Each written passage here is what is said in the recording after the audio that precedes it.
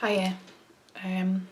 So I thought I'd make a video when I was having a bad day, because I wanted to show you actually pretty much how bad I get, so you can see the progression from my recovery. And I also wanted to talk about what the symptoms of depersonalization are, and I wanted to talk about them in an authentic way, so I was able to share my own experience rather than going off online symptoms and things that people have read. It's basically for people who don't know what it is, but also for people who experience it, to know that their symptoms are normal and they do get better. So it's been 2 weeks now since I've had my amalgam filling removed, and the depersonalization's got a lot worse, because when you have it removed you are exposed to a little bit of vapour from the removal. Doesn't matter if you get it removed by a normal dentist or a smart dentist. Obviously smart dentist you get a lot less of an exposure, way less, but you still do get exposed. It's totally unavoidable. So this is why this has happened to me, and it actually confirms to me that mercury is my problem. I've had all the tests and stuff, but to actually feel different, I was doing, I wouldn't say well, but I was managing okay. But this is just flawed is again.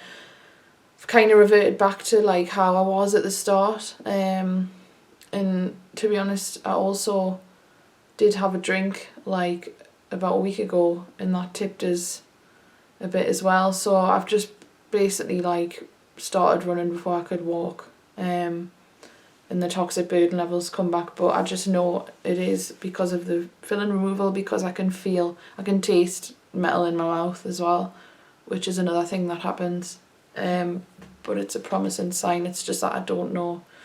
The awful thing is I don't know when this is gonna fade again. I'm really scared to think maybe it would take as long as it did when I had the first instance, but I'm obviously going to start chelation therapy really soon, so I'm hoping that kind of pulls us out of it. So as you can see, today I'm kind of just in pyjamas, I'm not wearing any makeup. I'm not really bothered about how I look. When you feel like this, in a way you don't really care.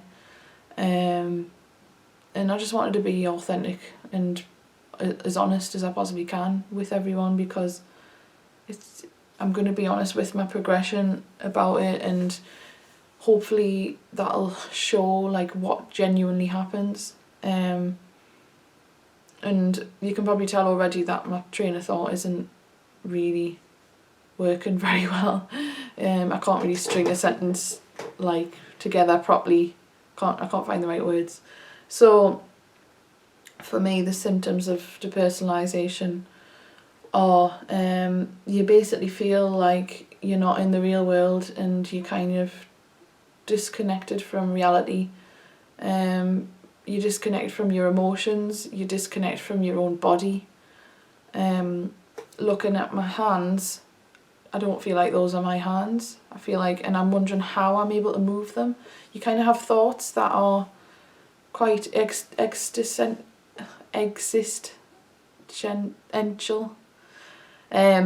So I kind of have thoughts about how am I breathing oxygen, and I can't see it, and I imagine my own skeleton trapped in my body, and it freaks me out. And just weird thoughts like that, and if I think too much about it, they'll probably send us into a panic attack. Sounds very odd. For me, I don't recognise myself in the mirror. The camera, I can see my own face, and it just doesn't look like anyone I know. It's very strange. I don't really tend to look in the mirror for long, because it scares me. It scares me to think like I'm able to control that face in that body. It's like I'm totally disconnected from it. It's hard, like, to function. It's really hard, to be honest. Getting up and walking around, you feel just like you're spaced out. You kind of feel your perception's all off, like the room doesn't feel the size as it should be, or the walls feel like they're too close but then suddenly too far when you look at them. So try not to look at the walls, try not to look at anything. I just keep my head down and have like a tunnel vision of what I'm doing. This is pretty much every day, really. Some days aren't as difficult. Some days I'm kind of like distracted enough to not focus or not think about it. But it's hard because people say, you know, depersonalization goes away when you don't think about it, which may be true, but it's like, how can you ignore it? It's there all the time. It's like someone being blind and saying to them, just don't think about being blind. It's like, you can't see. It's obviously going to affect you and upset you and make you feel, you know, anxious and stuff. And then also, relationships are really difficult. For one, I don't like to look at people in the face or in the eye because it's not really a social anxiety thing. It's more, it's people who I know. It's more to do with I don't recognise them the way I should, and I don't feel the connection with them. I just look at and see kind of like a bit of a, like almost a mannequin, really, like a robot. So I don't really feel any emotional connection. It's hard. And that really gets to us as well. And I don't recognise sometimes my family. Like, I'll look at my mum and I'm like, I just kind of look at her and think, like, you know, she looks different. She doesn't look like my mum. I don't really feel a lot of love towards people. I'm just kind of numb, really. Like with my partner, sometimes I just feel like distant from him, and I feel like that with most people, in fact everybody, and even myself, just feel distant from people, which makes me feel really alone, really isolated. Like, doesn't matter if there was 100 people in the room, I would just feel like no one could see me and I didn't exist. And no one really would understand. The thing is with depersonalization is that unless you've experienced it, you kind of don't understand it, and you don't know how soul destroying it is to live with. And that makes it hard on relationships as well. I don't know anyone in my personal life who experiences this. You know, I'll have some friends who are like hungover and they'll say, you know, I was hungover and I went outside and I felt all spaced out. And that's like, yeah, you kind of get it, but it's like living with that every day, it just turns into a whole new thing. Like, consumes your whole mind and body and soul. Because when you know why it's happening, you can kind of just bear it because you know it won't last. I mean, it does feel like it'll last forever, but it never does. And let me just say, no matter how long you've had this condition, right, it could be a few months, it could be a year, it could be 20 years, your recovery from it is always going to be the same. And you'll recover as fast as anyone else, regardless of how ill you've been, because when you do the right things, whatever the problem is, okay, and I'll go into this in another video, what the possible causes are, because I have delved the depths of my mind, the internet, you know, other people's experience. I've just basically made it my destiny to find out what this is and why, because I can't live life like this. I don't know how long I would be able to put up with it before I would just, like, I don't know, freak out and go and just be like, I can't do it anymore, that's it, I'm throwing the towel in, you know, whether that means like wanting to be sectioned or like wanting to commit suicide, I don't know, but I know I won't get to that point now because I've found what the problem is and I have hope and there's light at the end of the tunnel. But it's basically, you have to, it's like turning a load of knobs and hoping one works, and I know how exhausting it is looking for answers because I've spent like so much time, money, effort, tears, like despair, hoping that's like some sort of test or some sort of method or therapy or anything works, and it hasn't. And I found the most obscure, like bizarre cause that it's hard to believe that it's true.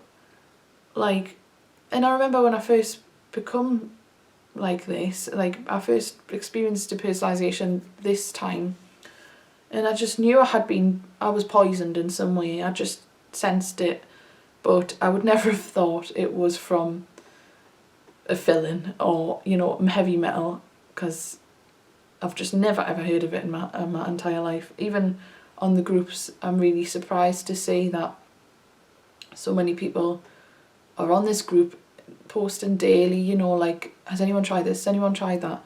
No one that I know of has really said, has anyone thought about it being from heavy metals or mercury poisoning? No one, like, and I'm shocked because how have I found this out? You know, like, how have I been, I feel blessed that I have, because like I could have had this for the rest of my life and never known, and some people do have that, and I really like can't even begin to describe how much sympathy and empathy I have for those people.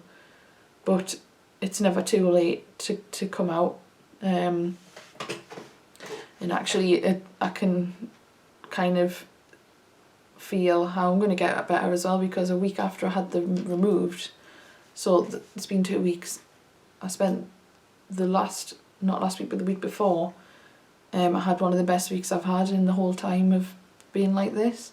So I kind of went like up and then I crashed down, and it's basically, it just took a while for the mercury to reach, you know, like my body and circulate.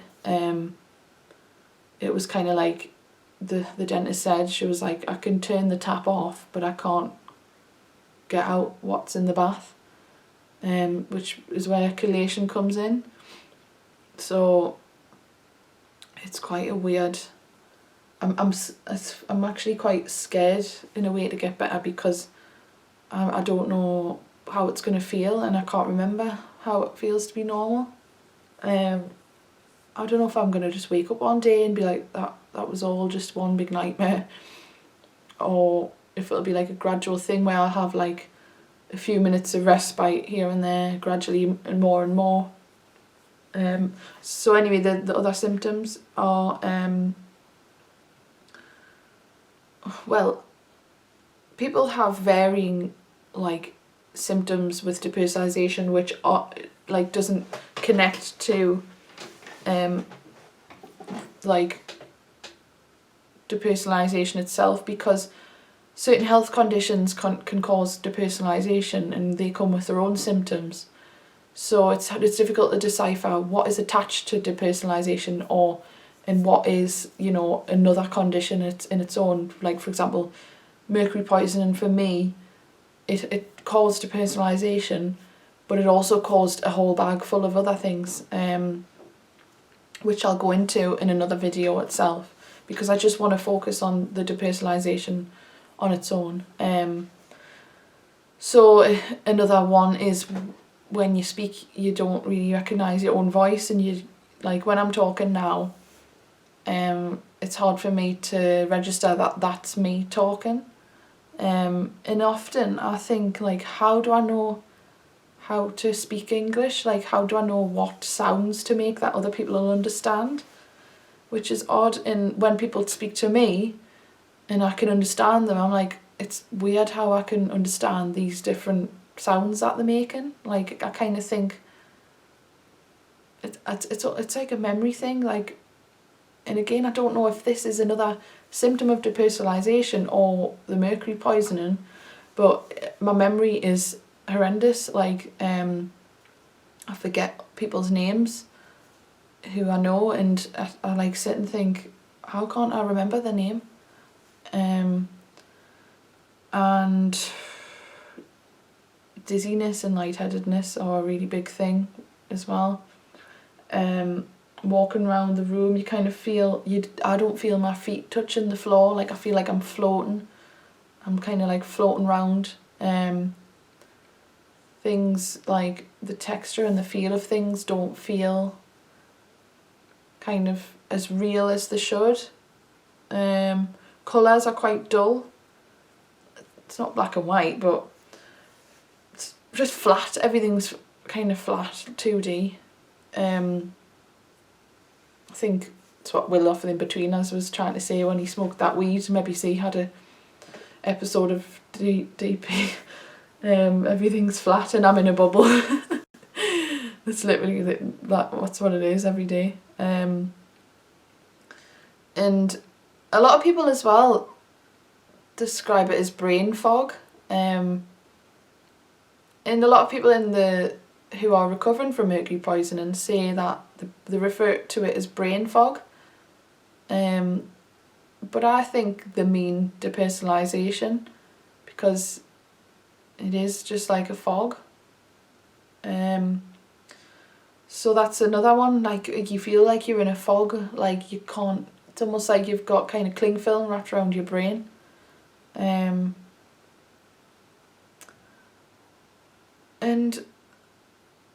it's just things like you're unable to feel like pleasure as much. And for me, pain, you kind of are just a bit numb, really. You just feel numb. You just feel like a zombie in a way. But a lot of the times, so this is another thing I really wanted to mention because I find this quite interesting, and I'm not actually sure what the answer to this is, but if you have depersonalization, I think what that is as well is a lot of brain fog mixed with anxiety. But I wonder, does depersonalization cause anxiety, or does anxiety cause depersonalization?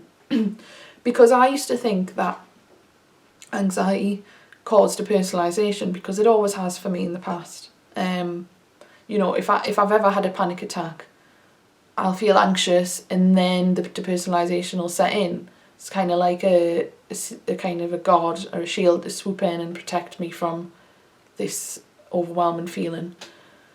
But for me, actually, the depersonalization is causing the anxiety. I feel like if the depersonalization went away, a lot of my anxiety would go away, because I'm actually fearful, and still I'm fearful of how I feel, and again, that's hard to overcome. It feels like every day is a new day of experiencing this. It's hard to get used to, really. It's like, although I'm used to it in a way of like, I don't know how it feels to be normal, it's difficult to adapt and kind of be like, and not be upset and affected by it. And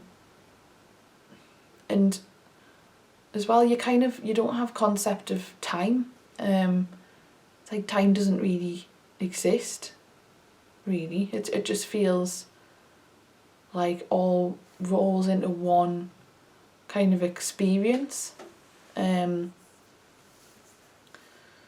So for me, when it first begun, the depersonalization was there. I felt drunk. I had like a drunk feeling, and then the anxiety came because I knew something was wrong, because that drunk weird feeling of depersonalization like freaked us out. So, you know, I don't know which one will go first. the DP or the anxiety. I'll be interested to see what happens. And you're probably thinking, how is she so confident that this is going to go away and this is going to work? I can't tell you the reason for that. I just know. Like, everything I've tried, I've always thought, you know, it's pointless and it's hopeless. I've always kind of knew it wasn't going to work. Now I know I've got evidence of things that have been going on and everything is fit together. I just know in my gut, and I just feel like there is already a change. I've had days of feeling not so bad, and it's not been as... basically, ever since I found this out, I've not felt trapped in my own body. And it's like my subconscious mind is finally finally connected to my conscious mind. And it's like, deep down, I feel like I knew what was wrong. I had a lot of signs about it, and I'll probably go into this in more detail in another video, but I had a lot of dreams and visions and like signs about what was going on about Mercury. I actually had a dream about a guy, and I'd been dreaming about him ever since this had happened, who I went to school with. And it wasn't in a sexual way. I had no physical or attraction to him or anything like that. I had no feelings for him, but he was just there in some of my dreams. And he was just someone I didn't really speak to a lot at school. Just a total random person. And when I started looking into heavy metal poisoning, and I knew as well when I was dreaming about it, I was thinking he's significant. For some reason that is significant because I keep dreaming about it. So ever since I found out about heavy metal poisoning, I thought about it. I was like, you know what his second name is? It's actually steel. And I know steel isn't really a heavy metal, but it's a metal. And I kind of felt like, and ever since I realised that, I haven't dreamt about him since. And I used to dream about him every other night. Things like that, and like, I just seen when I was driving like signs that said, you know, Hg, which is the chemical element of on the periodic table, and I just know. And obviously all the tests show that it's true, and the chronological order of events all match up. So, and as well, a lot of people have said that they've experienced the same thing. They're okay now. So I just know I'm going to get better. And as well, I think when you believe something is true, it kind of almost is enough to fix it, if that makes sense. So the reason as well for depersonalization, I believe, and this isn't always to do with mercury poisoning, but I believe that your mind knows something is wrong and something is causing you distress, your subconscious or your unconscious mind, but your conscious mind isn't aware of it. And the two minds on two level states of consciousness aren't connected. So there's a disconnection between the subconscious, unconscious mind and the conscious mind. So that disconnection is felt as depersonalization. Until you can figure out what is going on in the subconscious mind and the unconscious mind, then you will discover like what the root cause is. And by me having dreams and visions, I kind of felt like that was my unconscious mind showing me the answer. So when you link those two up and your conscious mind catches up, you feel this connection, in which I feel like this sense of hope and this just sense of like, right, this is it, destination I'm going to get to. And I feel that you should really listen to what, you know, your unconscious mind is saying. There's a lot of psychodynamic theories that help you tap into your unconscious mind. Dreaming is a big thing. You know, if a lot of the time I didn't used to dream, but when I did, like I say, every other night it would just pop up, like, and I wouldn't really remember the dream, but now that I know what's going on, I'm having very vivid dreams about different things, and it's just like a door's been opened. The two minds have been connected. It's quite fascinating, really. So I think I've covered a lot of the symptoms that I have. I mean, there is a lot what people feel. It's just, to sum up, it's just basically you're just disconnected from everything that is in existence, and that's why you feel like things aren't real, because you're not even in, your mind isn't in that world with them. But as soon as you get to the root of the problem, start treating it, which I'm going to go through in a different video, you will come back to reality. And I promise you that. Like, sometimes you think with depersonalization there's been a door opened that you can never close. The mind is such a powerful thing, and you can forget about negative experiences no matter how long they went on. You can forget about them and get over them like very quickly, surprisingly quickly. And trust me, I've learned that. Like, this can be a thing of the past, and you can live a normal life again, and I'm going to help you to do that, because no one deserves to live like this. No one, ever, not even the worst person in the world. It's torture, it's hell on earth. So in another video, I'm going to talk to you about what's actually happened to me, because you're probably very confused about why I'm talking about mercury poisoning. But the next video is the whole story about what I've gone through in the last 10 months. I'm also going to post a video about finding the root cause of DP and how to treat them as well individually. So I'll go through all of that. But just never give up hope, because look, I am experiencing it now, and you will see, I promise you will see me genuinely saying that I'm okay. And I'm never going to lie, because I don't want this to be fake. I don't want people to be misled, because I was looking for answers just like you constantly. So I need to share this with the world. Okay, bye.